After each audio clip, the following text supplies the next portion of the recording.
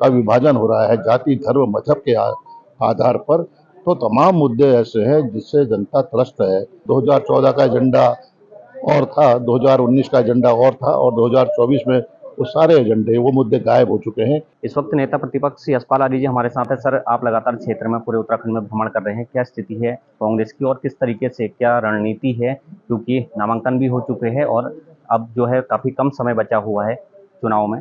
क्या स्थिति है और किस तरीके की रणनीति कांग्रेस बना रही है, क्योंकि 5 लोकसभा सीट? देखिए, बदलाव का माहौल है और मुद्दे अनेक हैं। जनता त्रस्त है, महंगाई मार झेल नहीं पा रही है, भ्रष्टाचार चरम सीमा पर है और कानून व्यवस्था ध्वस्त, कानून व्यवस्था में उत्तराखंड की बात कर रहा हूँ, और पलायन लगातार हो रहा है, नौजवानों के भविष्य के साथ खिलवाड़ हो रहा है, अपराधी बेलगाम हैं, हत्याएं, बलात्कार, डकैती, चोरी रोजमर्रा की घटनाएं हैं।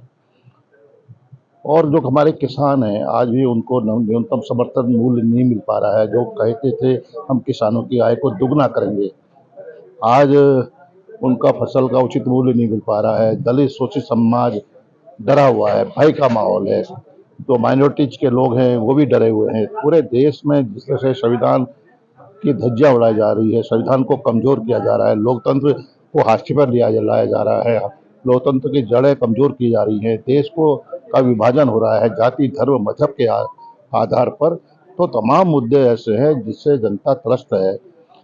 यहाँ उत्तराखंड में जो नदियां हैं उनको निजी हाथों में सौंप दिया गया है, बड़ी डील हुई है। और जो हमारे जो हमारे जो कमजोर तबका है, जो हमारा शोषित समाज है, जो हमारी विभिन्न कल्याणकारी योजनाएं कमजोर वर्ग के लिए, अनुसूचित जाति के लिए, जनजाति के लिए जो कांग्रेस के शासनकाल में लागू की गई थी, वो सारी योजनाएं बंद कर दी गई हैं। तो और मुद्दे और जुमलों की बात कही जा रही है। 2014 का एजेंडा और था, 2019 का एजेंडा और था, और 2024 में वो सारे एजेंडे, वो मुद्दे गायब हो चुके हैं। एक नए मुद्दे के साथ जनता के बीच में भारतीय जनता पार्टी आ रही है, और मुझे यकीन है कि जनता उन पर भरोसा करने वाली नहीं है, विश्वास नहीं करेगी, बदलाव चाहती है, बदलाव दिखाई दे रहा है। सर, अगर बात की जाए तो आपने अपराध की बात करी। अपराध की अगर बात करें तो पिछला 1 वर्ष में अगर उठाएं तो सिर्फ उधम सिंह नगर में बड़ी वारदातें हुई है 3 से 4, जिसमें लगातार अपराधी आते हैं, गोलीकांड होते हैं और बहुत बड़े बड़े ऐसे अपराध हुए हैं सिर्फ उधम सिंह नगर में। उसी बात को लेकर के कांग्रेस के नेता लगातार सदन में भी ये बात उठाते रहे कि कानून व्यवस्था चौपट है, लेकिन ना पुलिस कुछ कर रही है और ना सरकार। तो कहीं ना कहीं आपको हमने विधानसभा में नियमों के तहत कानून व्यवस्था को लेकर चर्चा की मांग की, चर्चा स्वीकार नहीं की गई, और नियम 58 के अंतर्गत हमारे सभी माननीय विधायकों ने, मैंने स्वयं विस्तार से पिछले 2 वर्ष का जो कार्यकाल रहा है, जो कानून व्यवस्था भंग हो चुकी है, माफिया अपराधी बेलगाम हो चुके हैं, और एक संरक्षण सरकार की ओर से दिया जा रहा है, अधिकारियों और सरकार की एक गठजोड़ दिख रहा है।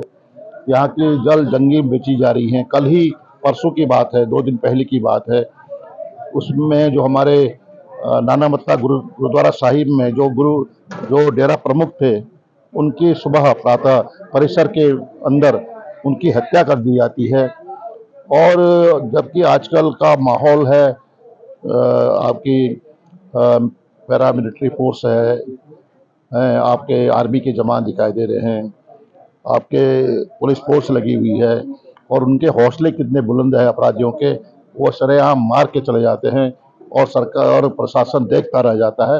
मेरा मानना है कि प्रशासन कानून व्यवस्था को लेकर गंभीर नहीं है, ये इनकी चाकरी कर रहा है, नेताओं की, मंत्रियों की चाकरी, सरकार की चाकरी कर रहे हैं ये लोग, इन्हें कोई इससे सरोकार नहीं है।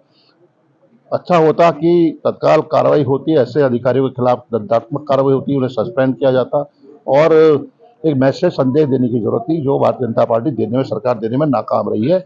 मैंने कहा ना, माफियाओं का और सरकार का गठजोड़ है, अपराधियों का बोलबाला इसलिए उनके हौसले बुलंद है कि सरकार का संरक्षण है।